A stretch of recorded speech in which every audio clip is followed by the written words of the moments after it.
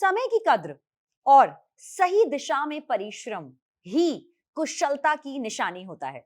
Ma'am क्या इसका मतलब ये तो नहीं कि valuing your time and working in the right direction are science of efficiency? Definitely ma'am, बिल्कुल सही कहा आपने। तो एफिशिएंसी ही इंपॉर्टेंट मुद्दा है जो आज हम लोग डिस्कस करने वाले हैं। सक्सेस स्ट्रैटेजी के आज एक सेशन में हम लोग आपसे डिस्कस करेंगे कि मॉक्स में मार्क्स को कैसे इंक्रीज करना है और अपने मॉक्स के स्कोर को एफिशिएंटली कैसे इंक्रीज करना है।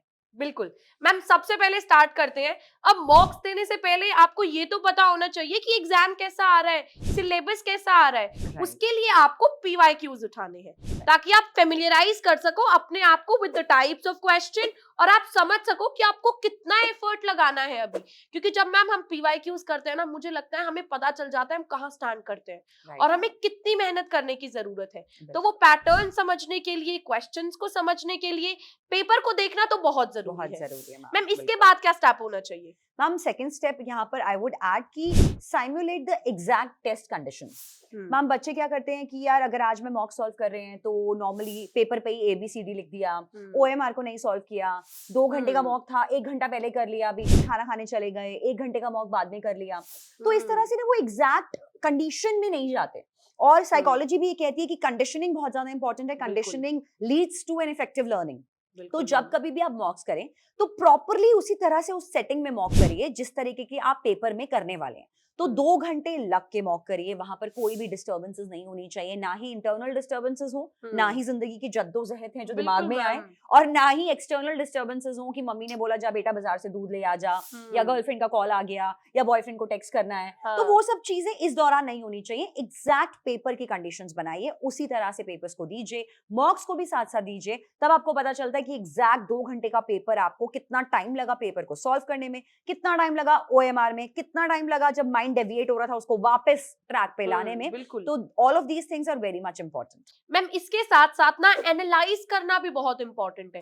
बच्चे क्या करते हैं, मॉक टेस्ट दे देते हैं और सोचते हैं अरे संडे को कर लेते हैं एनालाइज।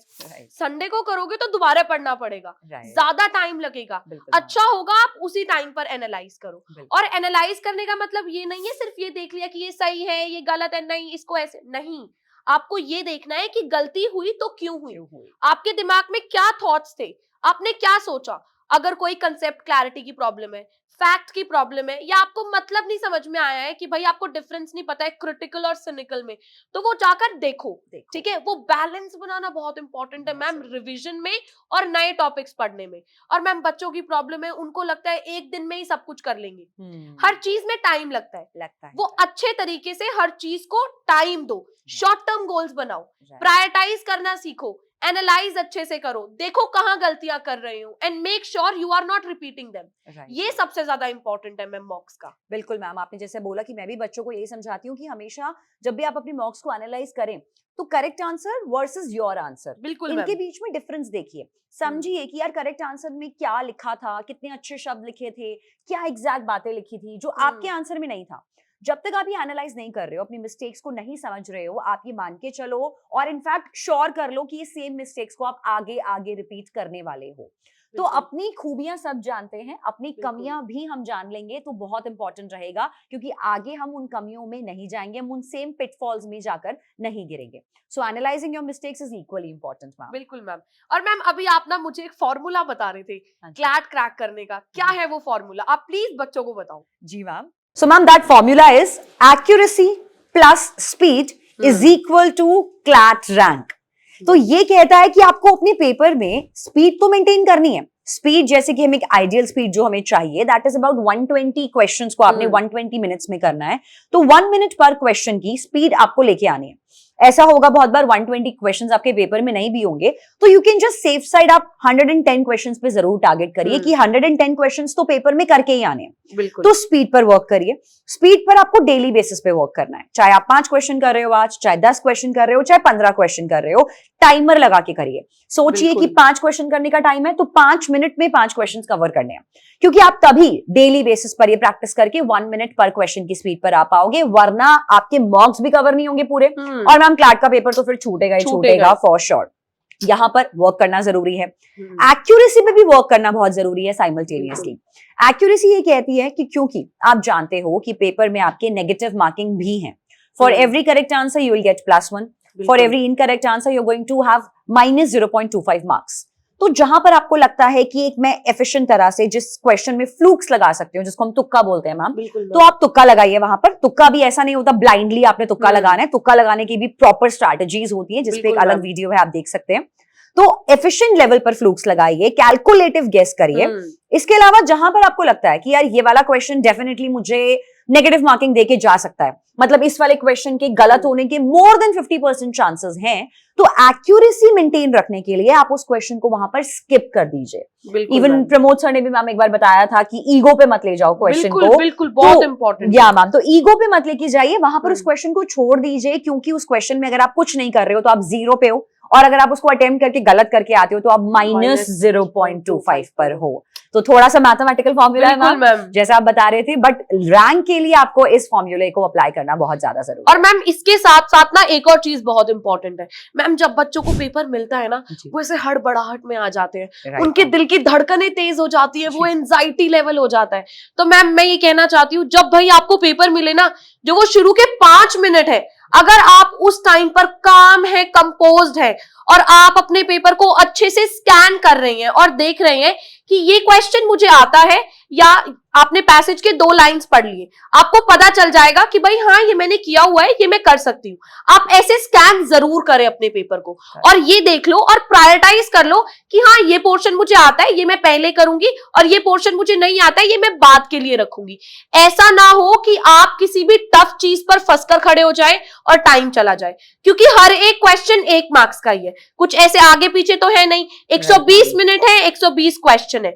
सबसे पहले वो पोर्शन करो जो आपको लगता है आपको आते हैं, और शॉर्ट आपको उसको ठीक होने वाले हैं. सबसे ज्यादा जो स्ट्रॉन्ग है, बिल्कुल मैम, वो एक आइडियल सीक्वेंस आप यहाँ पर ग्रास्प कर सकते हैं, जैसे कि मैम हम लोगों ने एक अपने मॉक स्ट्रैटेजी सेशन में भी डिस्कस किया था बच्चों के साथ, सक्सेस स्ट्रैटेजी में कि एक आइडियल सीक्वेंस आप, जैसे स्कैन आपने करा पेपर को, तो स्कैन करने के बाद एक आइडियल सीक्वेंस डेवलप कर लीजिए कि यार मुझे लगता है कि सबसे ज्यादा मुझे लीगल का सब्जेक्ट सबसे ईजी लग रहा है, लीगल रीजनिंग के क्वेश्चंस में जल्दी ग्रास्प कर पाऊंगा या कर पाऊंगी, तो सबसे पहले लीगल सेक्शन को अटेम्प्ट करिए, अकॉर्डिंगली अपनी सीक्वेंस बनाइए जब आपने पेपर को स्कैन कर लिया है. बिल्कुल. और मैम अब लास्ट में ये बोलना चाहती हूँ, बच्चे ना डीमोटिवेट हो जाते हैं, उनको लगता है अरे मॉक टेस्ट में तो मार्क्स ही नहीं आ रहे हैं, क्या करें.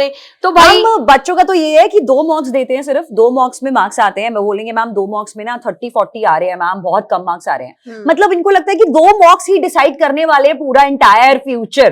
तो 2 मॉक्स से नहीं होगा डिसाइड, आई थिंक ना. मतलब कम से कम जो मैम टॉपर स्टूडेंट्स हैं वो बोलते हैं मैम हम लोगों ने अपने पूरे क्लैट जर्नी में कम से कम 30, 40, 50 मॉक्स लगाए हैं. तो 2 मॉक्स का रिजल्ट मैटर नहीं करता, मैटर ये करता है कि वो 2 मॉक्स का रिजल्ट तुम्हारा आगे तक जा रहा है, तो चिंता का विषय है. बिल्कुल. आप जितने ज्यादा मॉक्स देंगे और जितनी एक्यूरेसी और स्पीड के साथ उसको करने की कोशिश करेंगे, उतना अच्छा होगा. आप कोशिश करें, आप इंप्रूव कर रहे हैं हर मॉक टेस्ट में. जी मैम. जो आप गलतियां कर रहे हैं ना, वो गलतियां ना करें, और जो भी आपके वीक एरियाज है ना, उनको आइडेंटिफाई कर लो, and then devote a major chunk of your time in strengthening them. CLAT is about your holistic development. CLAT is not just कि आपको अपने जो टॉपिक आपको आता है उसी को स्ट्रेंथन करते हुए चाह रहे हो. मैम बच्चे यही करते हैं मैम, जो वीक एरियाज होते हैं ना वहां पे डिमोटिवेशन. हाँ, क्योंकि वो बार बार, जैसे मैथ्स होता है, लॉजिकल होता है, या इंग्लिश, जो बच्चे नॉन इंग्लिश बैकग्राउंड से होते हैं, ये तीनों सब्जेक्ट्स में बच्चे अक्सर डिफिकल्टी फेस करते हैं.